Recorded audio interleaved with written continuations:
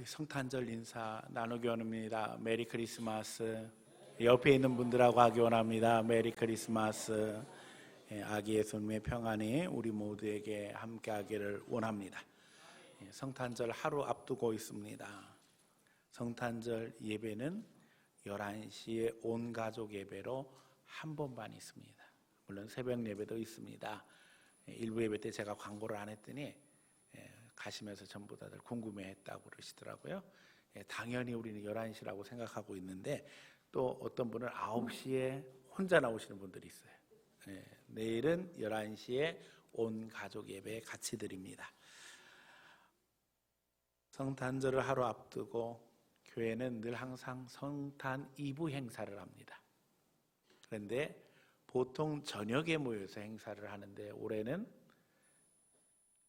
24일이 오늘 주일이어가지고 이제 오예배 끝나고 다시 오시라고 그러면 쉽지 않을 것 같아가지고 오후 예배 때부터 시작해서 성탄 전야 행사를 하게 되어집니다. 그런데 해마다 하던 것처럼 계획을 했더니 놀라운 일이 벌어졌습니다. 전도회와 주일학교 부서마다 준비해서 참여해 주세요 했더니 18팀이 참가 신청을 했습니다. 그리고 그 18팀에 소속된 사람들의 숫자가 200명이 넘습니다. 지금 1시간 40분 정도 걸릴 걸로 지금 생각하고 있습니다. 저는 걱정이 한편 되는 것이 지루한 시간이 될까 봐. 작년에 하던 거 똑같이 또 이렇게 하시는 게 아닐까 했는데 보니까는 뭐 올해는 많이 달라진 것 같아요. 뭐 춤추고 뭐 아주 지금 연습들 하시냐고 정신이 없는데 기대를 많이 합니다. 그러면서 한편 생각이 들기를 내년부터 이건 힘들겠다. 내년부터 전도회는 추수감사절에, 주일학교는 성탄절에 나누어서 하겠다. 이렇게 마음의 결정을 하고 이야기를 나눴습니다.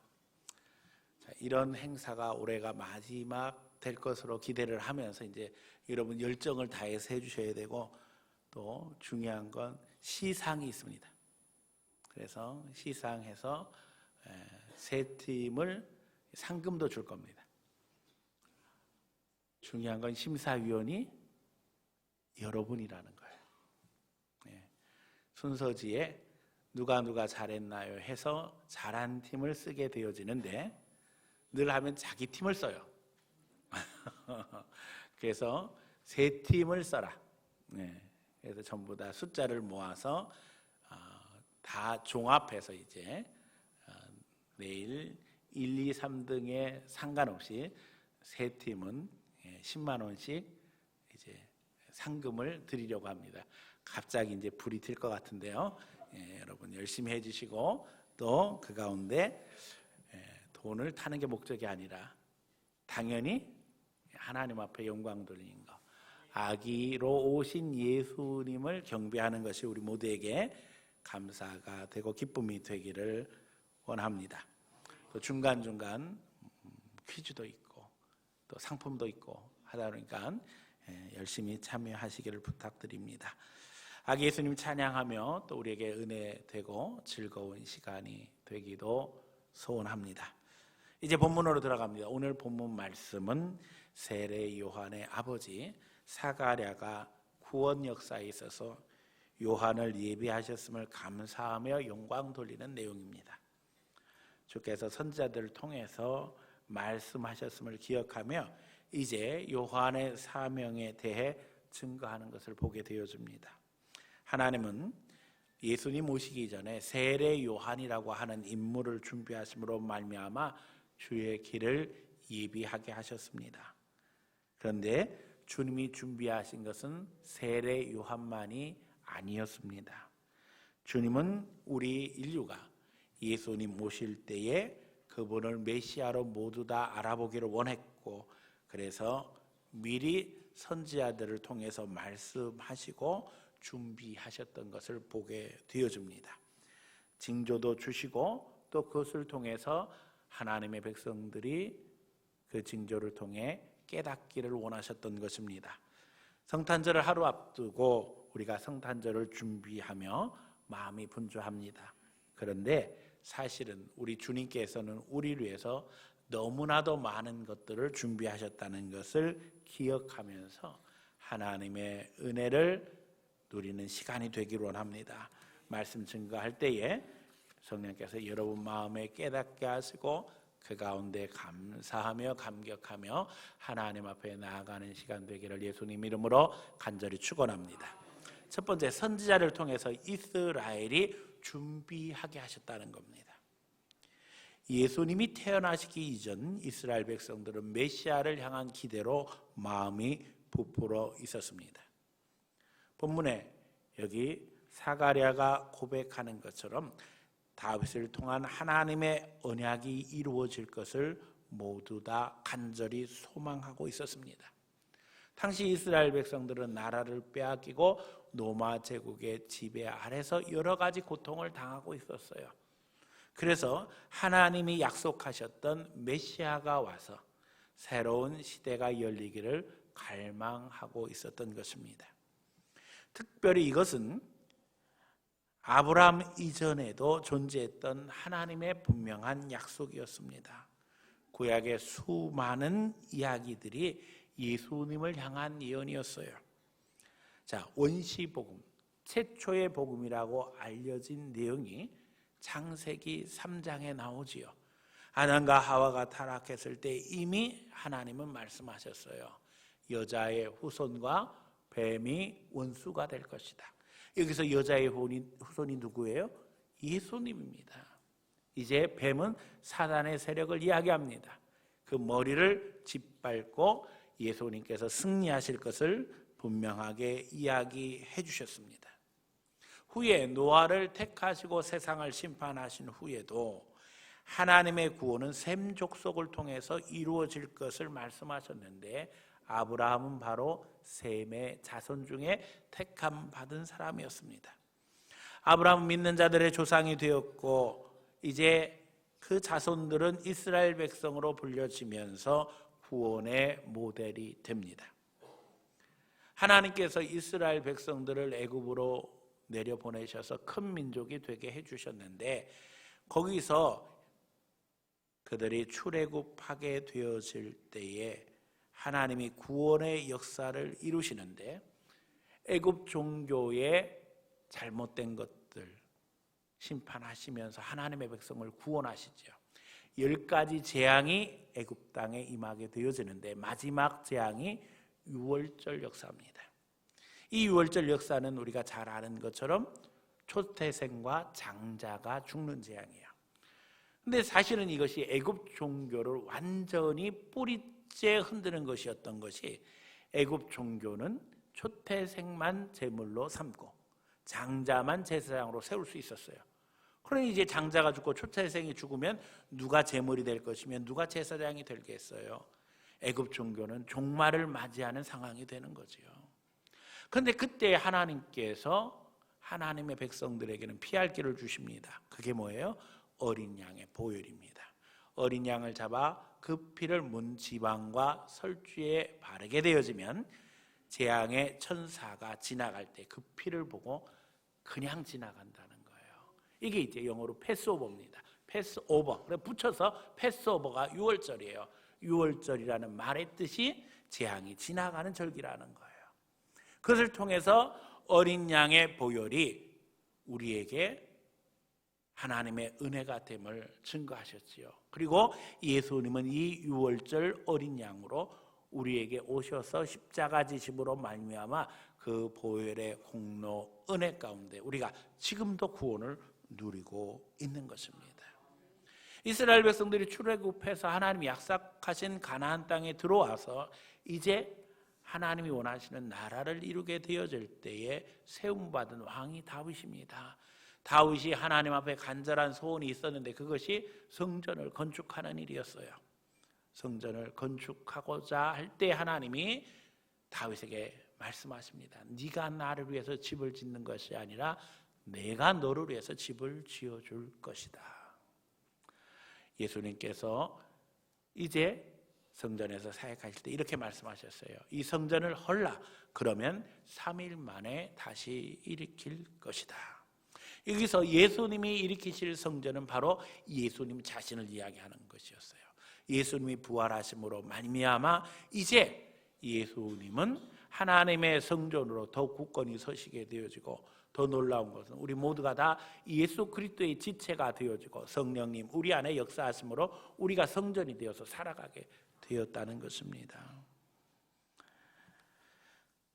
더욱이 놀라운 것은요, 이스라엘 왕국이 망하고 포로를 맞이했을 때에 하나님은 하나님 나라를 분명하게 이야기하셔요. 사실 고대의 전쟁은 신들의 전쟁이라고 해서 한 나라가 망하게 되어지면 그 나라가 섬기는 신이 힘이 없어서 망했다고 생각했어요. 다시 말하면 이스라엘이 바벨론에 의해서 망하는데 이스라엘이 섬기는 하나님이 바벨론이 섬기는 신보다 약하기 때문에 이스라엘이 망한다고 사람들은 생각했어요. 그래서 이스라엘이 망한 것은 유대인들에게는 너무나도 충격적인 일이었어요. 그런데 하나님은 이스라엘이 망하는 가운데서도 하나님 나라에 대해서 이야기를 하시는 거예요. 자, 다니엘서가 이걸 증거하고 있습니다. 다니엘서의 주제는 하나님 나라입니다. 다니엘은 나라가 망했을 때 포로가 되어져 잡혀가서 총리가 되었던 인물이에요. 우리가 아는 것처럼 다니엘서에 나타난 처음에 가장 충격적인 사건은 느부갓네살 왕의 꿈이죠. 느부갓네살 왕이 꿈을 꾸고는 그 꿈을 잊어버리고는 이 바벨론의 모든 유식한 자들에게 명령하기를 내 꿈을 기억해서 해석하라 하는 명을 내리게 됩니다. 그래서 온 나라가 난리가 나지요. 여러분, 꿈을 해석하려면 꿈을 꾼 사람이 이야기를 해줘야 되는데 그건 잊어버리고 내가 아주 중요한 꿈을 꾼 것 같은데 이 꿈을 잊어버렸으니까 다시 그것까지 기억해서 이야기해달라고 요구를 합니다. 모든 바벨론의 유식한 이들이 아무 말도 할 수 없을 때에 다니엘이 하나님 앞에 기도하고 그 꿈을 해석하게 되어지죠. 그게 유명한 금신상의 꿈이에요.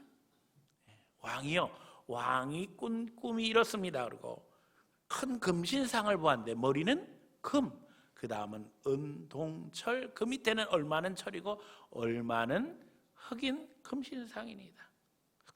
그러면서 하는 말이 뜨인 돌이 날라와서 이 금신상을 치고 돌이 태산처럼 쌓였습니다 하는 내용이었어요. 그리고 이제 다니엘이 그 꿈을 해석하게 되어지는데 그 꿈을 해석한 것을 후에 학자들이 정리를 합니다.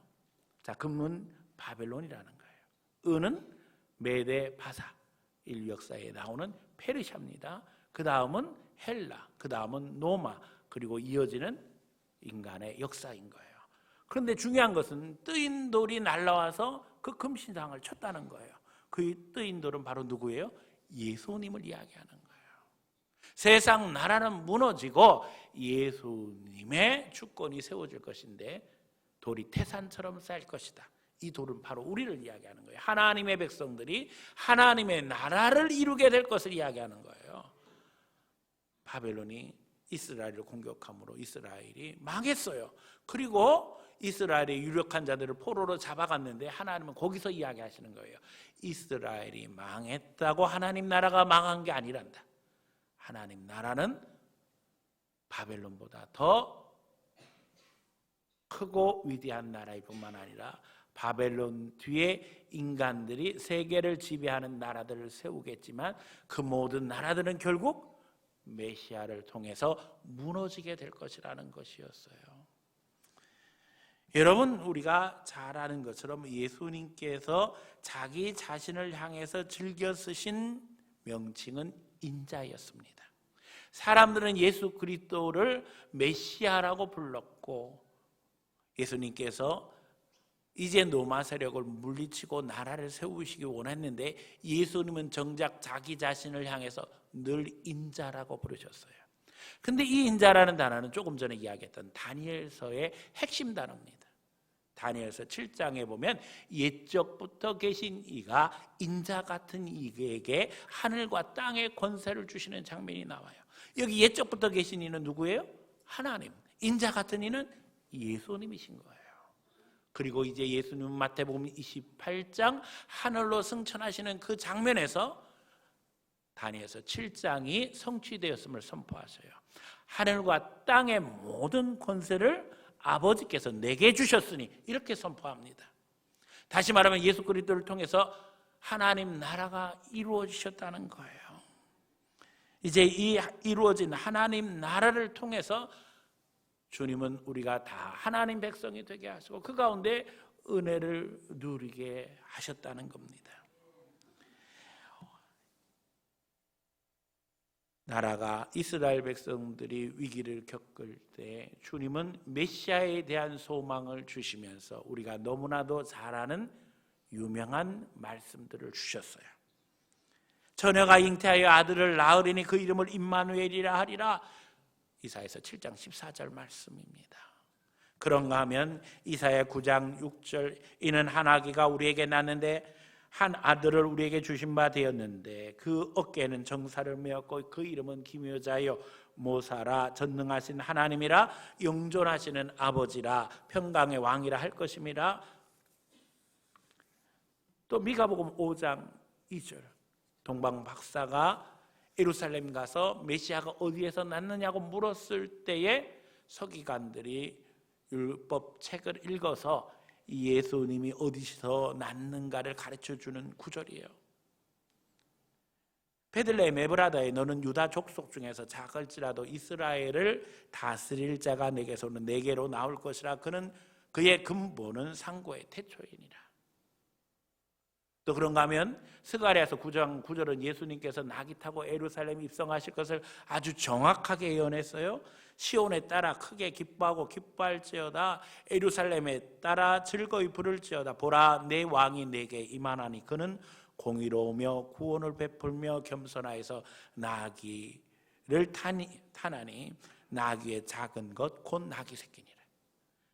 몇 구절 안 되지만 이 구절만 알아도 예수님은 어떤 분이시며 오셔서 어떤 사역을 하실 것이며 심지어는 어디에서 태어나실 것이며 예루살렘에 입성하실 때 어떤 모습으로 입성하실 것을 다 보여주셨잖아요. 그러니까는 그걸 아는 사람들은 예수님이 오셔서 사역하실 때 당연히 저분이 약속하신 메시아라는 사실을 알았겠어요? 몰랐겠어요? 알았겠죠. 그렇죠? 그래서 많은 사람들이 예수님을 환호하고 환영하며 그 말씀에 귀를 기울이고 주목했던 거예요. 그러나 여러분 충격적인 것은요, 예수님이 하나님의 아들이시고 우리의 메시아이심을 분명히 드러내셨는데도 불구하고 예수님을 반대하고 십자가에 못 박았던 세력이 있었다는 거예요.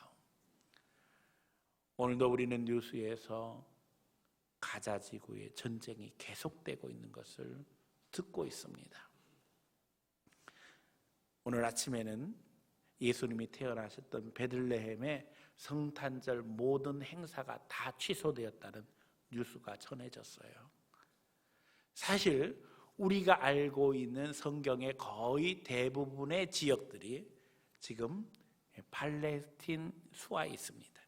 흔히 웨스트뱅크라고 불려지는 지역에 예루살렘 일부로부터 시작해가지고 베들레헴이니 여리고니 하는 우리가 성경에서 수없이 들은 거의 대부분의 지역들이 이스라엘이 아닌 팔레스틴의 지배하에 있어요. 그리고 우리가 아는 것처럼 계속 강력하게 양쪽이 다툼을 하고 있는 상황이에요. 사실 이 부분에서 안타까운 부분이 있습니다. 이스라엘 백성들은 성경에서 하나님의 택한 백성이라고 기록이 되어져 있고 팔레스틴은 우리가 성경을 읽을 때 블레셋이라고 이야기하는 사람들이에요. 그런데 오늘 우리 시대에 이르러서 여러분 이스라엘 사람 중에 예수 믿는 사람이 많을 것 같아요? 팔레스틴 사람 중에 예수 믿는 사람이 많을 것 같아요? 충격적이에요. 팔레스틴에 예수 믿는 사람이 더 많습니다. 아니 성경에 보면 맨날 블레셋 사람들은 못된 사람들이고 악한 사람들이고 그렇죠? 그렇게 기록되어 있는데 오히려 팔레스틴에서 예수 믿는 사람이 더 많고 이스라엘은 예수님을 아직도 안 믿어요. 그러니까 뭐 전쟁 이걸 저걸 다 떠나서 영적으로 보면 가장 큰 문제는 하나님의 택함 받은 백성이 이스라엘이 아직도 예수님 영접하지 아니하고 다른 메시아를 기다리고 있다는 거예요. 안타깝게 그지없지요. 오늘 우리가 진정 영의 눈이 열려져서 메시아로 오신 예수님을 경배할 뿐만 아니라 아직도 예수님을 영접하지 못하고 있는 이스라엘 백성들을 불쌍히 여기고 그들의 복음화를 위해서 기도해야 할 줄로 믿습니다. 지금 전쟁이 점점점 확대되어지고 있는데 요한계시록은 인류 최후의 전쟁이 이스라엘 땅에서 있을 것을 이야기하고 있어요. 아마겟돈은 지명입니다. 지금 가면 이스라엘 가면 있어요. 그 땅에. 여러분 점점점 세계에 여러 나라들이 관심을 기울이고 전쟁이 확대되면 두렵고 떨려요. 오늘 하나님 앞에 먼저는 이스라엘 백성들이 주님 앞에 돌아오기를 기도하며 그 가운데 예수님 안에서 이스라엘도 마찬가지고 팔레스틴도 마찬가지고 평화를 이루고 그 가운데 하나님의 축복이 함께하기를 기도하며 소원하는 우리 성도들 되기를 축원합니다. 두 번째는 세례 요한을 통해 준비하게 하셨다는 거예요. 누가복음은 세례 요한의 탄생에 대해 아주 자세하게 이야기하고 있습니다. 요한의 어머니와 세례 요한의 어머니 요한의 어머니 엘리사벳과 예수님의 어머니 마리아는 인척 관계였습니다. 엘리사벳은 나이가 많아서 사실은 임신할 수 없는 나이였는데 하나님께서 아들을 주셨어요. 그래서 마리아에게는 이것이 너무나도 큰 위로가 되었어요. 임신할 수 없는 나이에 엘리사벳에게 아이를 주신 하나님이 동정녀인 마리아에게도 아이를 주셨다고 하는 위로가 여기 누가복음 1장에 표현되어 있습니다.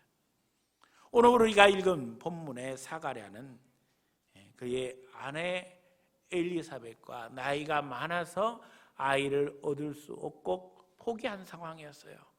그런데 제사장인 사가랴가 하나님 앞에 나가서 제사할 때에 천사가 찾아왔고 천사가 하나님의 뜻을 전하게 되어지는데 그가 아이를 얻게 되어질 것이고 이 아이가 바로 메시아의 길을 위해서 예비되어진 자라는 말씀을 듣게 되어집니다. 그가 천사를 만나고 난 후에 벙어리가 되어지고 이제 그의 몸짓으로 그가 천사를 만난 것을 사람들이 알게 되어지죠. 후에 아이의 이름을 정할 때에 말을 하지 못함으로 서판에 이 아이의 이름을 요한이라고 하자 할 때에 비로소 그의 입이 열렸던 것을 성경이 이야기하고 있습니다.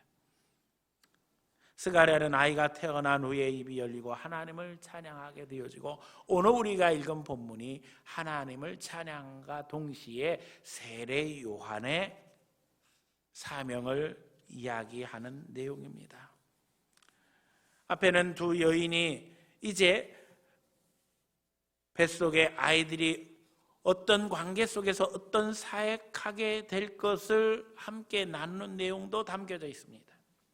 하나님이 메시아를 예비하신 뿐만 아니라 메시아를 위해서 그 길을 예비할 세례 요한도 준비하셨다는 거예요. 그는 주의 길을 예비하는 자가 되어 사역하게 되어집니다. 높은 산은 깎고 골짜기는 메움으로 말미암아 길을 평탄하게 하는 일을 감당하게 될 것이라는 겁니다. 저는 세례 요한의 이야기를 읽을 때마다 너무나도 충격적이고 두렵고 떨리는 부분이요. 그는 흥하여야 하겠고 나는 망해야 되겠다라고 표현한 그의 진심입니다. 여러분 우리가 다 예수 믿으면서 우리는 다 이렇게 기도합니다. 우리 예수님 믿으면서 주님 우리 다 잘 되게 해주세요. 잘 돼서 하나님의 영광 드러내게 해주세요. 그렇게 기도하잖아요. 그렇죠? 네. 그런데 요한은요, 주님은 흥하여야 되겠고 나는 망해야 되겠습니다, 이렇게 고백하는 거예요. 이 말씀을 읽을 때 두려워요. 세례 요한의 마음이 저는 이해가 되어져요. 왜요? 많은 사람들이 세례 요한을 바라보고요, 하나님 앞에 돌릴 영광을 세례 요한에게 돌리는 것이 아닌가. 세례 요한은 두려웠던 거예요. 왜냐하면 많은 사람들이 세례 요한이 메시아가 아닌가 그런 생각을 실제로 했거든요. 저는 강단에 설 때마다 두렵고 떨리는 것이 제가 잘못해서 하나님 영광 가릴까 봐 참 두렵습니다. 이제 지금 설교하고 있는데 여러분들이 하나를 쳐다보고 있어요. 눈이 전부 다 저만 보고 있잖아요. 그래서 때로는 설교할 때 그런 생각 들어요. 너 저쪽에서 좀 설교했으면 좋겠다, 이쪽을 바라보고 그런 생각이 들어요. 그래서 여기서 준비되지 않은 거 행동하고 말하면 사실은 그것을 통해서 하나님의 영광 가려질까 봐 참 두렵습니다. 목회하면서 보면은 신앙생활하면서도 자꾸 준비되지 않은 것 가지고 그냥 이상한 행동하고 이상한 말하고 이상한 찬양하고, 하나님의 잘 준비되어야 하는 것이 우리가 하나님의 영광 가릴 수도 있어요. 하나의 미랄이 되어져서 우리가 죽어지면 많은 열매를 거둘 텐데 그냥 자기 드러내려고 애쓰는 사람들 너무나 많아요. 여러분, 죽어져야 됩니다. 그런데 한 번 죽어져 가지고는 안 돼요. 살아있잖아요. 맨날 죽는다고 애를 써도. 여러분, 예수님은 한 번 죽으심으로 단번에 모든 것을 이루셨지만 우리는 한 번에 안 되는 거예요. 매일 죽어져야 되는 거예요. 오늘 여러분, 세례 요한을 기억하며 낮아지고 겸손한 가운데 주를 높이는 성도들 되시기를 축원합니다.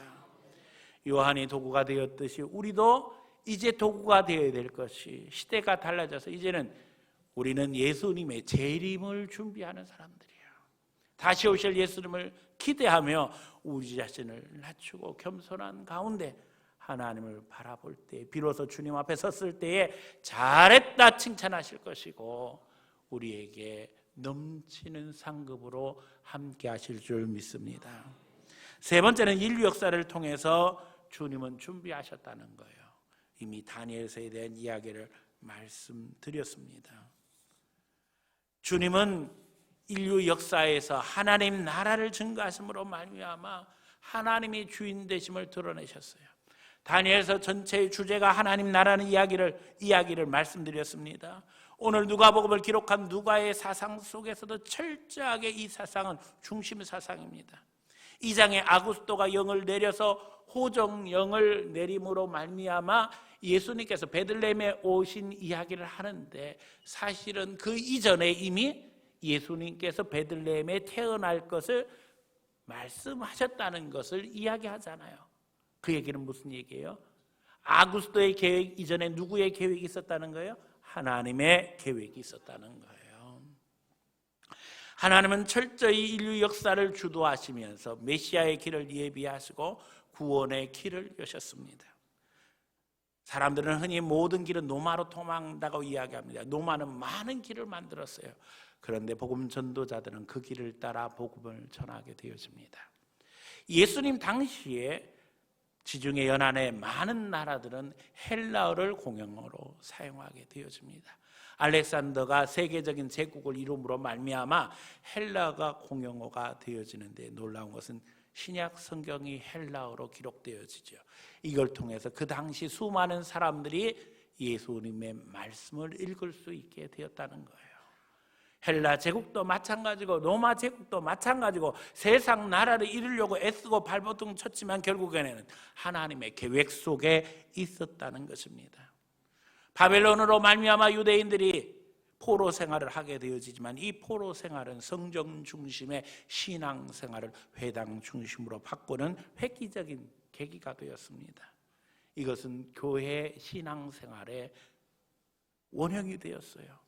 이스라엘 백성들이 회당에서 모여서 예배하는 것처럼 오늘 우리가 교회에 모여서 신앙생활하는 계기가 되었다는 거예요. 이스라엘 백성들이 흩어져 삶으로 말미암아 그들을 디아스포라라고 부르게 되었는데, 이 흩어진 이스라엘 백성들은 결국에는 사도들이 가서 복음을 전하는 통로가 되었습니다.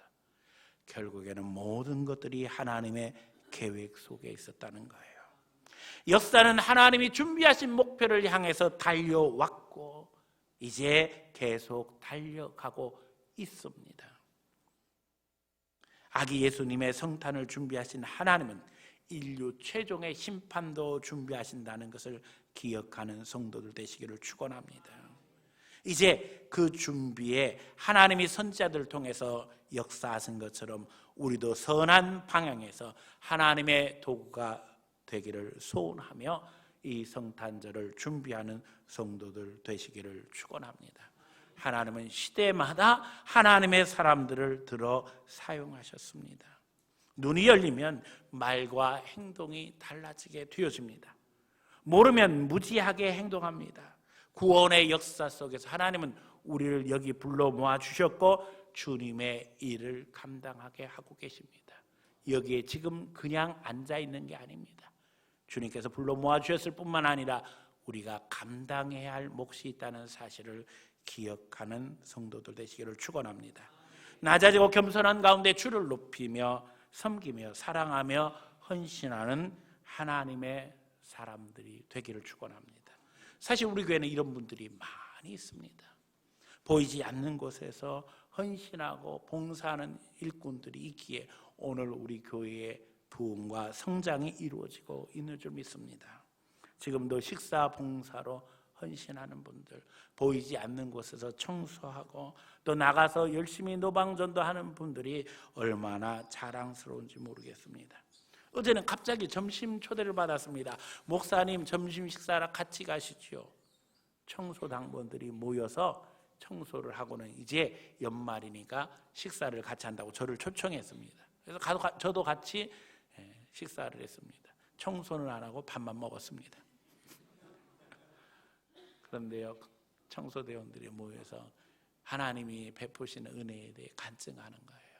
1년 동안 청소 봉사하면서 하나님이 베푸시는 은혜가 크다는 거예요. 그래서 서로 격려하고 위로해주고 함께하는 모습이 얼마나 아름다운지 몰랐어요.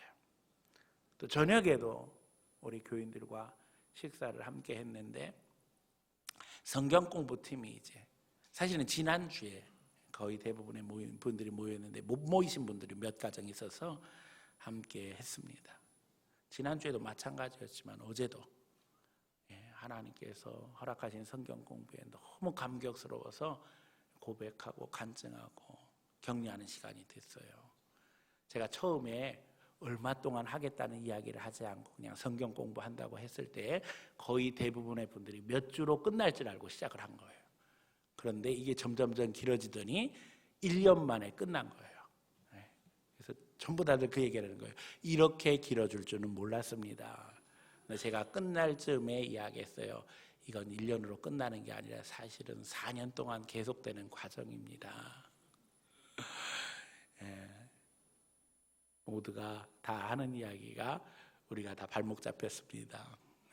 그러면서도 내년을 기대하면서 열심히 하겠습니다. 많은 분들이 똑같이 이야기했어요. 하나님이 교회를 세워가기 위해서 하나님 앞에 열정 있는 사람들을 불러 모으시고 무엇보다도 말씀 속에서 자신을 세우기 위해서 함께 모여서 공부하고 또 그 가운데 은혜를 누리고 있습니다. 20명이 넘어요. 성경 공부에 모여서 1년 동안 계속 꾸준히 함께한 분들이 앞으로 이분들이 우리 교회의 주역이 될 걸 믿으며 하나님 앞에 여러분들도 축복하고 또 계속되어지는 과정에 함께 여러분들도 도전받고 참석해서 신앙 성장의 유익을 누릴 수 있는 기회를 얻으시기를 축복합니다. 하나님이 우리에게 상급받을 기회를 주셨습니다. 하나님께 헌신할 기회를 우리가 다 얻고 있습니다. 우리 한 사람 한 사람이 주님 앞에 성탄절 드려지는 예물이 되기를 원합니다. 오늘 오후에 열심히 함께하고 또 그 가운데 주님 앞에 영광 돌리며 이제 협력하고 헌신하는 가운데 풍성한 성탄의 기쁨이 우리 성도들 모두에게 함께하기를 예수님 이름으로 간절히 축원합니다.